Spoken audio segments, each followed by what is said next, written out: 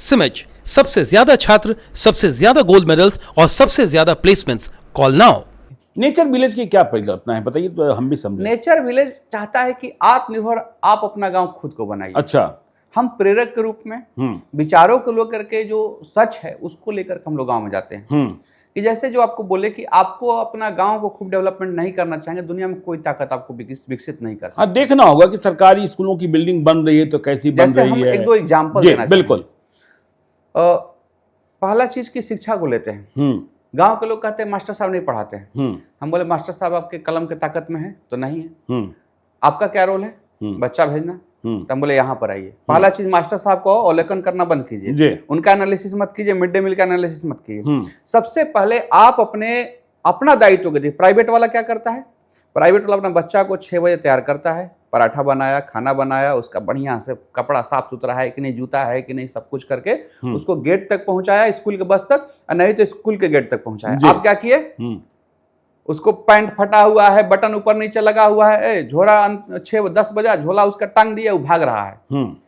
क्योंकि mid day meal खाना है उसको। ये आपका नहीं है कि बच्चा ये मेरा जा रहा है, कल ये भगत सिंह बन सकता है, कल ये नेताजी सुभाष चंद्र बोस बनता है, ये लौह पुरुष बन सकता है। ये आपका नहीं है। लेकिन प्राइवेट वाला का सपना क्या है? जब पहुंचा रहा है तो अपना भविष्य उस बच्चा में दिख रहा है, आप नहीं देख रहे हैं। यहीं आप पहले मार खा गए। दूसरा चीज, जब स्कूल तक जाकर पहुंचाने से क्या फायदा होगा? जो टीचर है उनको एक संदेश जाएगा, बिल्कुल नहीं, ये गांव के लोग जागरूक हो चुके हैं, अब हमको बच्चों को पढ़ाना पड़ेगा। गार्जियन पहरेदार बन गया है। हाँ, आज आप जाइए स्कूल के दरवाजा तक, प्रणाम गुरुजी, प्रणाम मास्टर साहब कह करके चलाइए।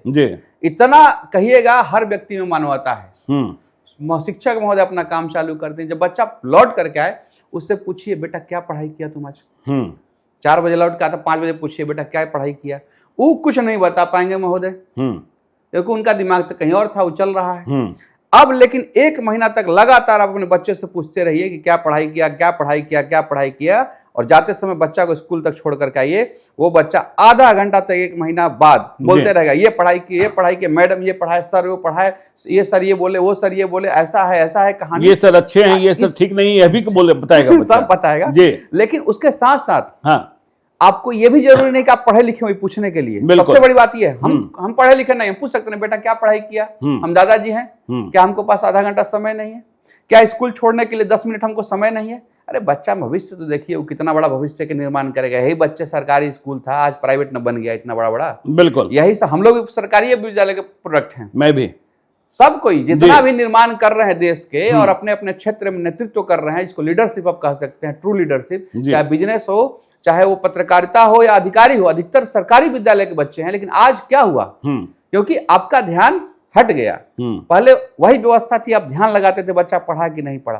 तो इन सब चीजों को हम ध्यान चर्चा करेंगे तो शिक्षा की स्थिति बहुत मजबूत हो जाएगी। गांव में कभी 15 दिन पर मीटिंग कीजिए सामाजिक मुद्दों पर, तो शिक्षा रख लीजिए कि क्या ऐसा किया जाए, हम लोग अपना ऐसा क्या रोल निभाए कि शिक्षा में हमारा मजबूती हो। तो ये छोटा छोटा चीज है, इस पे बहुत बदलाव हो सकता है। यही लेकर के विचार आत्मनिर्भरता कहानी का विचार है, जो हम लोग गाँव सुनाते हैं। हम लोग गांव का बताते हैं, उनको लगता है कि नहीं वो गलती है। तो पहली बात तो आपने शिक्षा की, दूसरी बात भी आप कह रहे हैं? एकदम दूसरी बात है, शराबबंदी का बात करते हैं। शराबबंदी, हाँ, जैसे लोगों से पूछेगा शराब क्यों है? अरे पुलिस वाला कुछ देखता नहीं है, ये सब साला चोर है, लोग यही लाइन बोलेगा। अब है कि गांव में एक मीटिंग हो कि हमारे गांव में शराब क्यों आता है, कौन लाता है। उसमें आप पाएंगे कि कोई भी बाहर का, पाकिस्तान का आदमी नहीं आएगा शराब आपके गांव पहुंचाने के लिए। आपके गांव का 2 युवा होगा, 3 युवा होगा, जो रात में या शाम में होम डिलीवरी कर रहा है। आप अपने गांव में बैठक बुलाइए और उन युवाओं को भी इन्वाइट कीजिए, और सारे बड़े बुजुर्ग एक साथ बैठिए, बोलिए महोदय माननीय कि कौन सा अमृत ला रहे हैं? अमृत ला रहे हैं तो सबको 1 गिलास अभी तुरंत बांटिए। बिल्कुल, ये क्या आप ला रहे हैं? क्या भविष्य बनेगा? ये छोटा बाल बच्चा भी यही पिएगा।